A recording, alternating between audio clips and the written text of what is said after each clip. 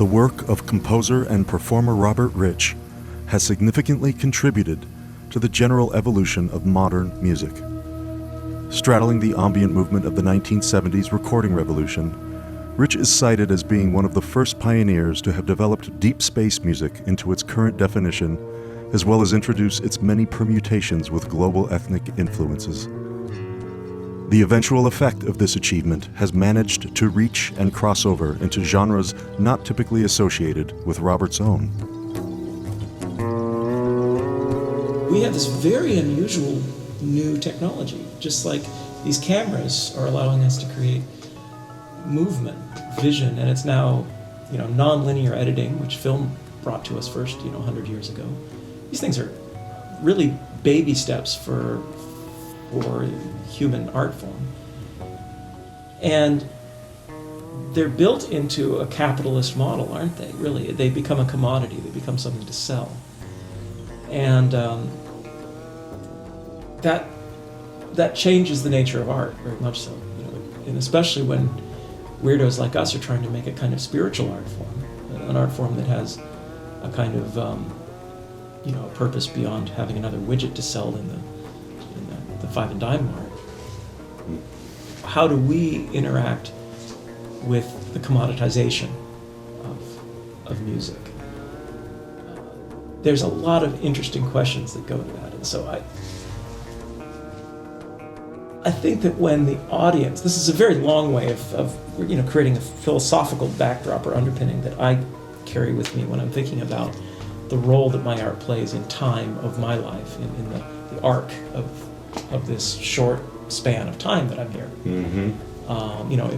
If I have 50 years to 100 years of viable time, and let's make I can say almost 50 since I haven't died yet, and maybe another couple decades if I'm lucky.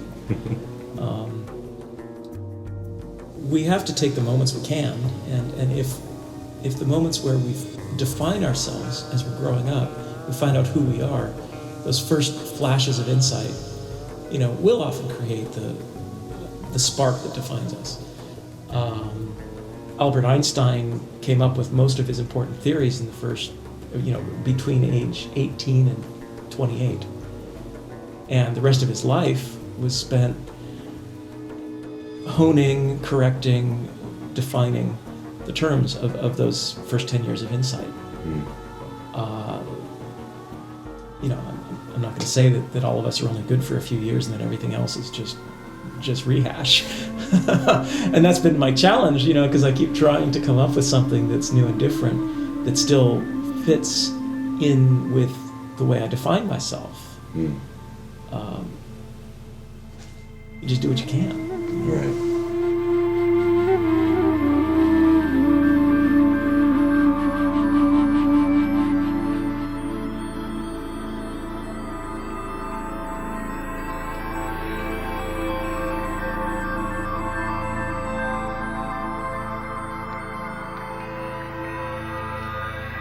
People experiencing it define the experience, not the artist.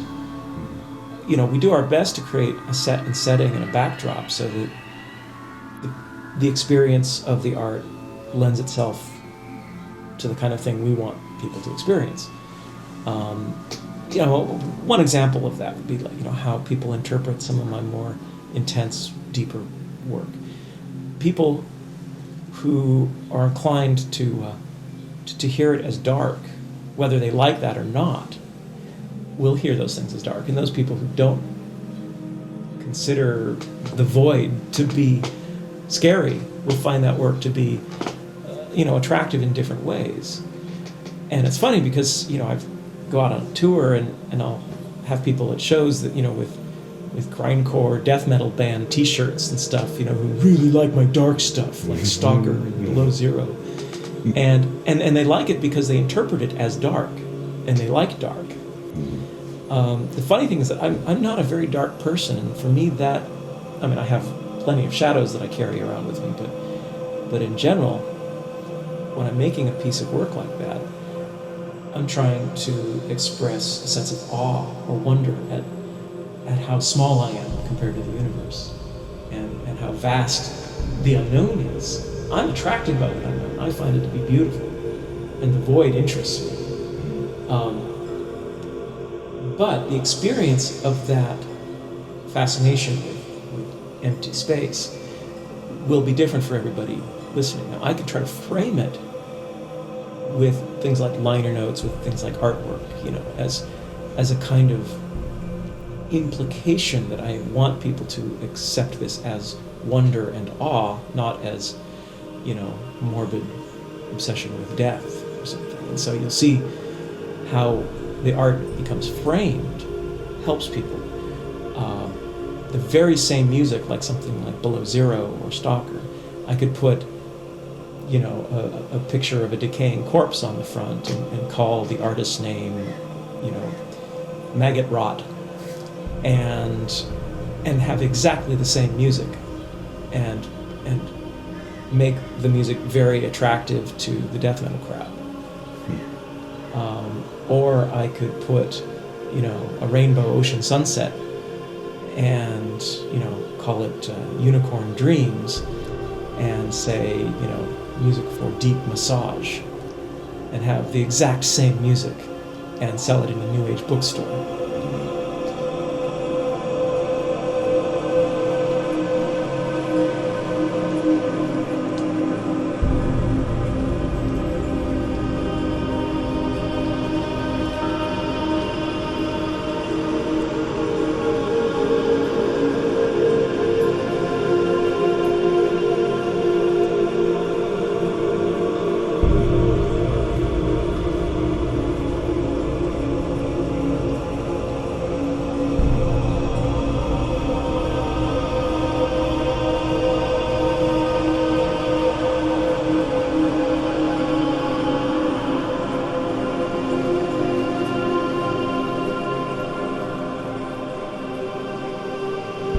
The generation of the baby boom is pretty much the generation that created the music industry.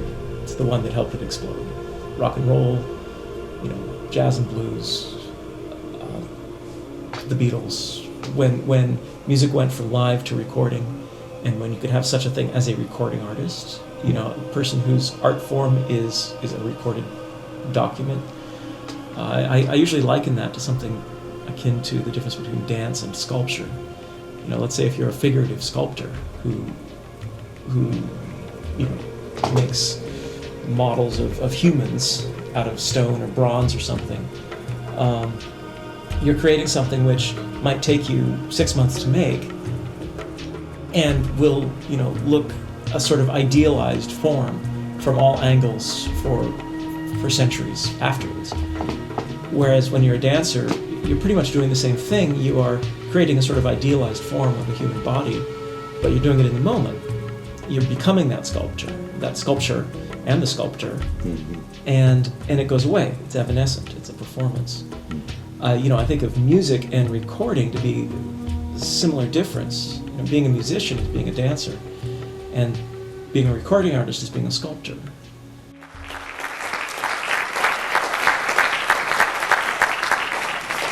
Ladies and gentlemen, Robert Rich.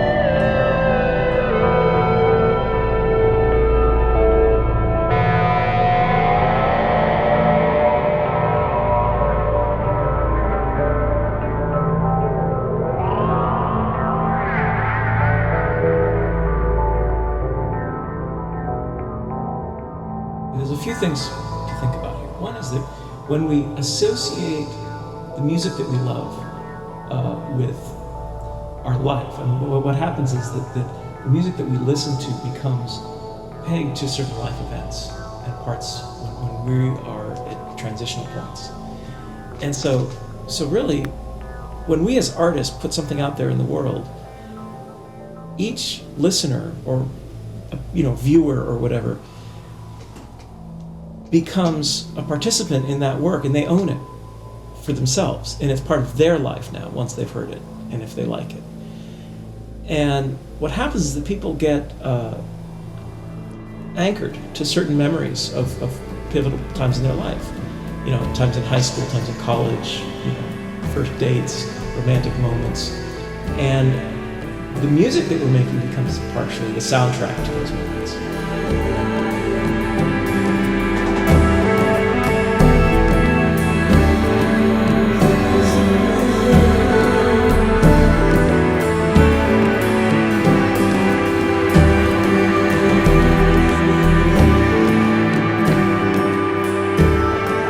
And so, to a certain extent, in our culture at least, which is somewhat youth-obsessed, and which sells art as a commodity,